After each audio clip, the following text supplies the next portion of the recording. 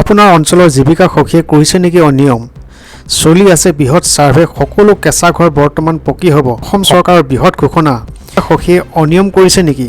আপোনাৰ ওচৰৰ জীৱিকা সখীয়ে আপুনি মাতোতেও অহা নাই নেকি জিঅ' টেগিং কৰিবলৈ কাৰণে? ইচ্ছাকৃতভাৱে কোনো জীৱিকা সখীয়ে নাম এণ্ট্ৰি নকৰিলে হ'ব বৰ্তমান একশ্যন ৰূপত এতিয়া বৰ্তমান হিমন্ত বিশ্ব শৰ্মাৰ চৰকাৰ। ব্যৱস্থা লোৱা হ'ব জীৱিকা সখীৰ বিৰুদ্ধে। ঘৰ থকা দুখীয়া লোকক দিয়া হ'ব বিনামূলীয়া ঘৰ। কোনো লোক আৰু বৰ্তমান কেঁচা ঘৰত থাকিব নালাগিব। সদনত ডাঙৰ ঘোষণা মন্ত্ৰী ৰঞ্জিত কুমাৰ দাসৰ। ৰঞ্জিত কুমাৰ দাসে বৃহৎ ঘোষণা কৰিছে।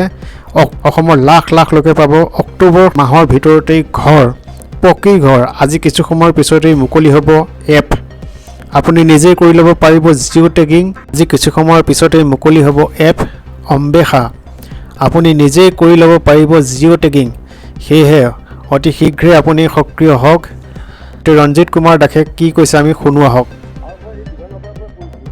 যিহেতু আমি সময় বঢ়াই দিম আৰু যিহেতু নিৰ্বাচন যিহেতু আমি সকলোৱে বিচাৰিছোঁ, পঞ্চায়ত নিৰ্বাচন যিহেতু সকলোৱে বিচাৰিছোঁ, আমি আশা ৰাখিছোঁ যে 5 তাৰিখে আগতে যদি ঘোষণা কৰে নিৰ্বাচনী আয়োগে, তেতিয়াহ'লে হয়তো 4-5 মে'ৰ ভিতৰত নিৰ্বাচনটো শেষ হ'বগৈ। গতিকে আমি আশা ৰাখিছোঁ যে অন্তত 2 তাৰিখলৈ যদি আমি বা 1 তাৰিখলৈ যদি টাইমটো বৃদ্ধি কৰিব পাৰোঁ, তেতিয়া আজি আমি নটিফিকেশ্যন ইছ্যু কৰিম।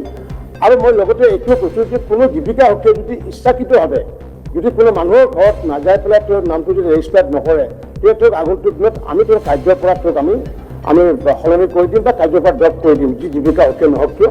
আৰু এই ক্ষেত্ৰত মই আপোনালোকো আহ্বান জনাইছোঁ, আমি 27 তাৰিখে এইটো মুকলি কৰি দিম অন্বেষা যিটো আমাৰ পৰ্টেল। আৰু সেই অন্বেষা পৰ্টেলৰ জৰিয়তে আপোনালোকেও যাতে বিধানসভা যদি শেষ হ'ব, আপোনালোকে আগন্তুক 2 তাৰিখ বা 1 তাৰিখলৈ যাতে দুখীয়াসকলক যাতে সেৱা কাৰ্যত নিয়োজিত হয়, তাৰ কাৰণে আহ্বান জনালোঁ।